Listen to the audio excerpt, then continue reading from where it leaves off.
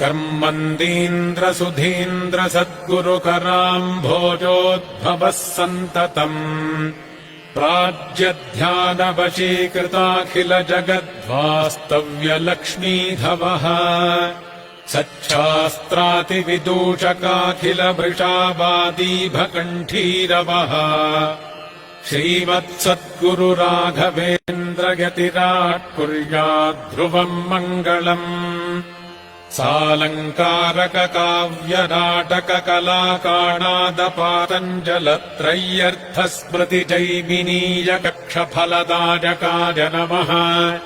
ॐ ज्ञानप्रदायकाय नमः। ॐ सर्वपूज्याय नमः। ॐ तर्कताण्डवव्याख्याकर्त्रे नमः। ॐ श्रीकृष्णद्वैपायनसुहृदे नमः। ॐ आर्यानुवर्तिने नमः। ॐ निरस्तदोषाय नमः। ॐ निरवद्यवेषाय नमः। ॐ प्रत्यर्थिमूकत्वनिदानभाषाय नमः। ॐ यमनियाय नमः। ॐ चक्ररूपहरिनिवासाय नमः। ॐ लसदूर्ध्वपुण्ड्राय नमः। ॐ गात्रधृतविष्णुधर